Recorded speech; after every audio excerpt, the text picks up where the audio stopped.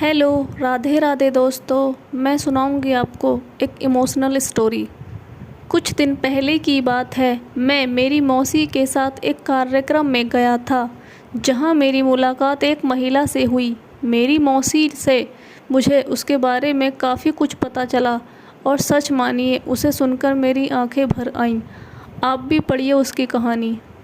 वह सिर्फ 17 साल की थी जब उसकी शादी एक ऐसे आदमी से करा दी गई जो उससे लगभग 14 साल बड़ा था।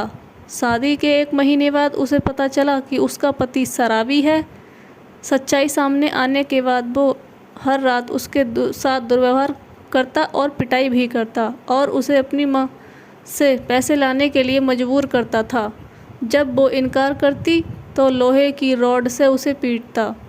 उसने कई बार अपनी माँ को इन तकलीफ़ों के बारे में बताया, लेकिन उसकी माँ ने कहा, यह हर घर की समस्या है और तुम्हें इसे खुद ही ठीक करना होगा या इसको सहन करना होगा।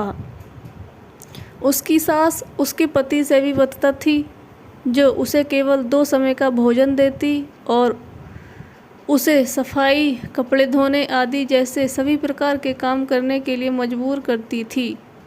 कुछ महीने बाद जब वह गर्भवती हो गई तो उसके परिवार वालों ने कहा, अगर तुमने लड़की को जन्म दिया तो तुम्हें यह घर छोड़ना पड़ेगा।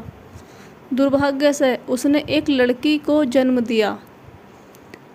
वह दिन उसकी ज़िंदगी का सबसे बुरा दिन था और उन्होंने उसे बुरी तरह पीटा और घर छोड़ने के लिए मजबूर कर दिया।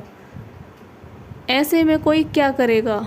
उसने आत्महत्या के बारे में सोचा, लेकिन उस बच्ची के चेहरे ने उसे रोक दिया। वह जानती है कि उसे अपनी बच्ची को सफल बनाने के लिए कड़ी मेहनत करनी होगी। उसने अपनी सोने की बालियां बेच दीं और एक पेपर कैरी बैग फैक्ट्री में नौकरी करने लगी, जहां उसे सिर्फ 150 रुपये 2000 कैरी बैग बनाने के लिए मिलते थे। उसे रोज़ाना कम से कम 8 से 9 घंटे काम करना पड़ता था। इस काम के साथ साथ उसने एक ढाबे में होटल पर टेबल और बर्तन साफ़ करने का काम भी किया और उसने वहाँ रोज़ाना 5 से 6 घंटे काम किया और प्रतिदिन 100 रुपये वहाँ से कमाने में सक्षम हो गई।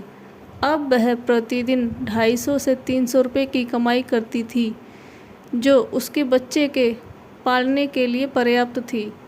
लेकिन कुछ महीनों बाद उसे पीठ से संबंधित कुछ समस्या का सामना करना पड़ा। इससे वह कमज़ोर हो गई। इस समस्या के बाद उसे सफाई की नौकरी छोड़नी पड़ी और खिलौनों की फैक्ट्री में मजदूर के तौर पर काम करना पड़ा। इस तरह उसने अपनी बेटी की शिक्षा का प्रबंधन किया और अपने बच्चों के जीवन को आसान बनाने के लिए कई काम किए। वह जानती है कि भगवान केवल उनकी मदद करते हैं जो कड़ी मेहनत करते हैं। मैं कल उनकी बेटी से मिला और काफ़ी खुश हुआ, क्योंकि मुझे पता चला उसने हायर सेकेंडरी में 93% अंक हासिल किए और वह डॉक्टर बनना चाहती है। उसके पास अपनी बेटी के अलावा कुछ भी नहीं था और उसने अपने पति को छोड़ दिया और उसे कोई आइडिया नहीं था कि वह आगे क्या करेगी, लेकिन उसे खुद पर विश्वास था।